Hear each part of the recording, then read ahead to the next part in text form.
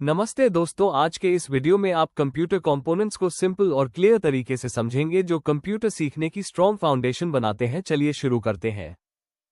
Computer components वे सभी जरूरी parts होते हैं जिनकी मदद से कंप्यूटर कोई भी काम करता है। कंप्यूटर देखने में एक मशीन लगता है, लेकिन असल में यह अलग अलग कंपोनेंट्स से मिलकर बना एक कंप्लीट सिस्टम है। इनपुट लेना, डेटा प्रोसेस करना, रिजल्ट दिखाना और इन्फॉर्मेशन स्टोर करना, ये सभी काम कंप्यूटर कंपोनेंट्स के बिना पॉसिबल नहीं है। कंप्यूटर बेसिक्स को समझने के लिए कंपोनेंट्स की क्लियर अंडरस्टैंडिंग बहुत जरूरी होती है।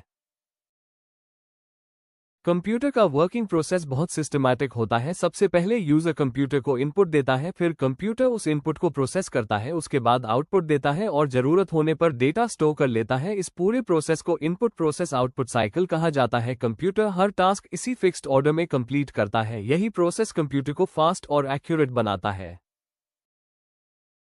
कंप्यूटर सिस्टम को मुख्य रूप से 4 कंपोनेंट्स में विभाजित किया जाता है: input unit, central processing unit, output unit और स्टोरेज यूनिट। ये सभी कंपोनेंट्स आपस में मिलकर कंप्यूटर सिस्टम का निर्माण करते हैं। प्रत्येक कंपोनेंट का अपना अलग कार्य होता है और किसी एक कंपोनेंट के बिना कंप्यूटर सिस्टम अधूरा माना जाता है। इनपुट यूनिट वो कंपोनेंट है जिसके माध्यम से यूजर कंप्यूटर को डेटा और इंस्ट्रक्शंस देता है। कंप्यूटर यूजर से मिले इनपुट के आधार पर ही प्रोसेसिंग करता है। Keyboard, mouse, scanner, light pen और माइक्रोफोन इनपुट डिवाइसेस के प्रमुख उदाहरण हैं। इनपुट यूनिट कंप्यूटर और यूजर के बीच कम्युनिकेशन एस्टैब्लिश करती है।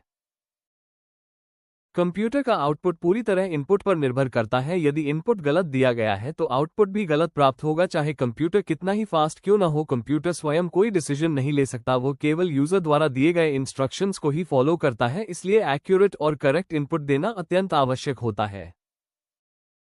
सेंट्रल प्रोसेसिंग यूनिट को सीपीयू कहा जाता है और इसे कंप्यूटर का ब्रेन माना जाता है। सीपीयू कंप्यूटर के सभी कैलकुलेशंस, डिसीजंस और कंट्रोल ऑपरेशंस को परफॉर्म करता है। कंप्यूटर की स्पीड, एफिशिएंसी और ओवरऑल परफॉर्मेंस सीपीयू की कैपेसिटी पर डिपेंड करती है। बिना सीपीयू के कंप्यूटर सिस्टम कार्य नहीं कर सकता।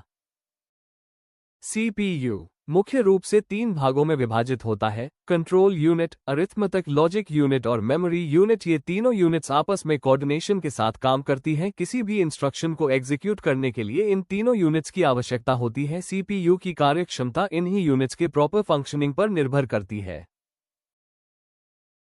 कंट्रोल यूनिट कंप्यूटर सिस्टम की सुपरवाइजरी यूनिट होती है। इसका मुख्य कार्य कंप्यूटर के सभी कंपोनेंट्स को कंट्रोल और कोऑर्डिनेट करना होता है। कंट्रोल यूनिट यह निर्धारित करती है कि कौन सा डेटा मेमोरी से लिया जाए, किस ऑपरेशन को एग्जीक्यूट किया जाए और आउटपुट कब दिया जाए। ये स्वयं कैलकुलेशन नहीं करती बल्कि पूरे सिस्टम को निर्देश देती है। अरिथमेटिक लॉजिक यूनिट का कार्य अरिथमेटिक तथा लॉजिकल ऑपरेशंस करना होता है। एडिशन, सब्ट्रैक्शन, मल्टीप्लिकेशन, डिवीजन जैसी अरिथमेटिक कैलकुलेशंस एएलयू में की जाती हैं। लॉजिकल ऑपरेशंस जैसे कंपैरिजन, डिसीजन मेकिंग और ट्रू फॉल्स कंडीशंस भी एएलयू द्वारा ही परफॉर्म की जाती हैं। कंप्यूटर के सभी गणनात्मक कार्य एएलयू में संपन्न होते हैं।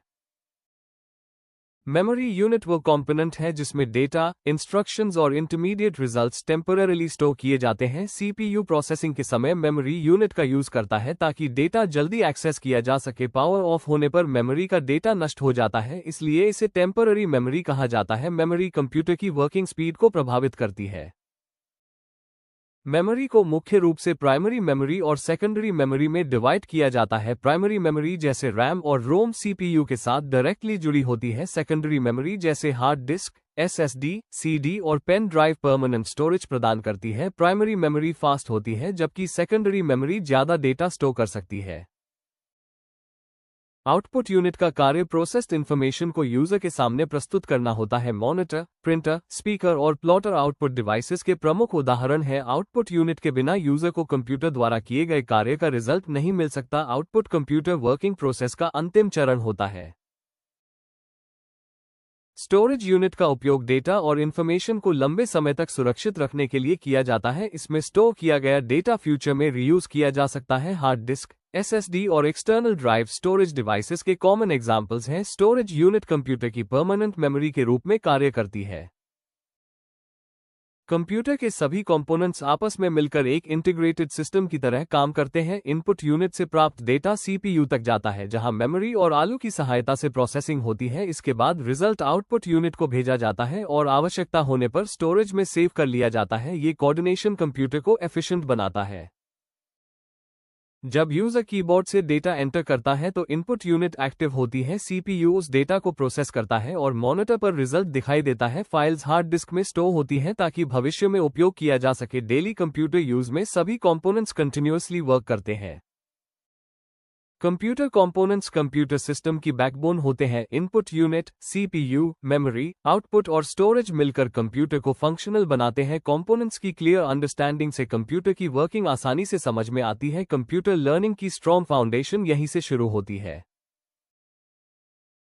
तो दोस्तों, यही थे आज के इंपॉर्टेंट कॉन्सेप्ट्स कंप्यूटर कंपोनेंट्स। उम्मीद है अब आपको कंप्यूटर के मेन पार्ट्स और उनके काम समझ आ गए होंगे। अगर आपको वीडियो हेल्पफुल लगी हो तो एक लाइक जरूर करें और कंप्यूटर बेसिक्स आसान भाषा में सीखने के लिए चैनल बेसिक्स का बाइट्स को सब्सक्राइब कर लीजिए। मिलते हैं अगले लेसन में। धन्यवाद।